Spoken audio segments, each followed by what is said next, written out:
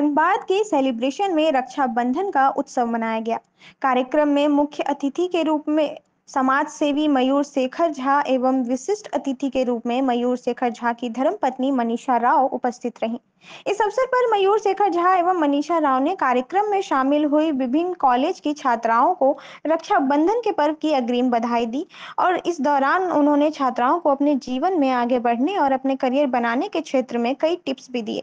मयूर शेखर झा ने कहा कि धनबाद अब आगे बढ़ने का सपना देखेगा। धनबाद उन सपनों को पूरा भी करेगा। हैदराबाद और बैंगलोर जैसे बड़े शहरों की तुलना में धनबाद भी उतना ही स्थान रखता है कि यह धनबाद भी उन बड़े सपनों को पूरा कर सकता है। उन्होंने कहा कि हैदराबाद बैंगलोर में आज 40% ह्यूमन रिसोर्स झारखंड से है।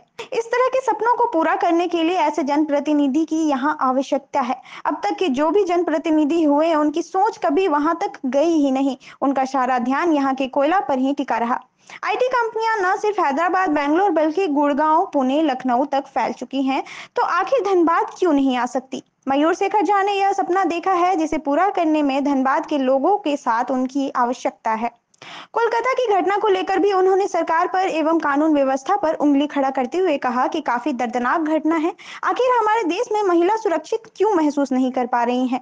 इसका खास वजह हमारे यहाँ की कानून व्यवस्था और यहाँ के जनप्रतिनिधि की है। उन्होंने आगे तंज कसते हुए कहा कि कानून व्यवस्था में सुधार होना चाहिए और महिला सुरक्षा को लेकर विशेष ध्यान देना चाहिए। ये लड़के मेरे पास आए और पॉलिटिकल भी हैं और सामाजिक भी हैं, और इन लोगों ने एक बड़ी अच्छी बात मुझे बोली। ये चारों लड़के रोहित, नवाजिश, अंकित और नितेश, लोग मेरे पास आए और इन लोगों ने एक बड़ी अच्छी बात मुझे बोली। इन्होंने कहा कि भैया, लड़कियों का, खासकर जो कॉलेज लड़कियां जा रही हैं, उनका हिंदुस्तान की और धनबाद की पॉलिटिकल क्लास पर से विश्वास उठता जा रहा है। लड़कियों को जिस सामाजिक परिवेश से हम लोग आते हैं, तो कहीं ना कहीं अपने मन का करने में बहुत सारी बाधाएं आती हैं।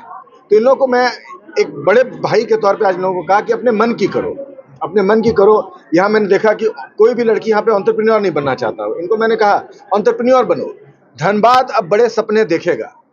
धनबाद के बड़े सपने अब पूरे भी होंगे। धनबाद शहर में ऐसा कुछ नहीं है, ऐसा हैदराबाद या बैंगलोर में ऐसा कुछ नहीं है जो धनबाद से इन शहरों को अलग करता है।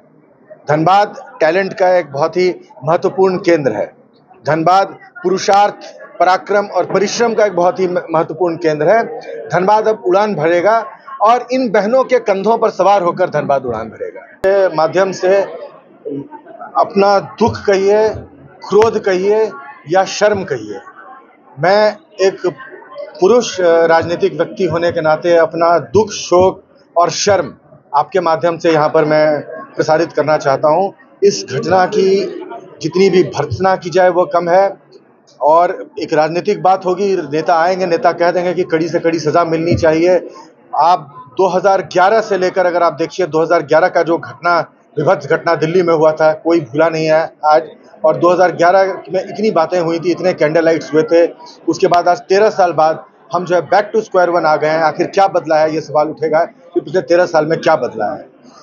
आखिर जो इस तरह की घटना को अंजाम देते हैं, उनके मन में कानून का डर क्यों नहीं होता है। एक बात तो मान लेते हैं कि समाज में एक बहुत बड़ा तबका ऐसा है समाज का जो कानून का सम्मान नहीं करता है। उस तबके के लिए कानून का डर होना बहुत ज़रूरी है। अगर लोगों के दिल से कानून का डर निकल जाए तो फिर इस तरह की घटनाओं को अंजाम देते हैं। यहाँ एक आदमी की बात नहीं है, एक आदमी के मन से कानून का डर नहीं निकला। सबूत मिटाने के लिए पूरी की पूरी एक फौज लग गई थी।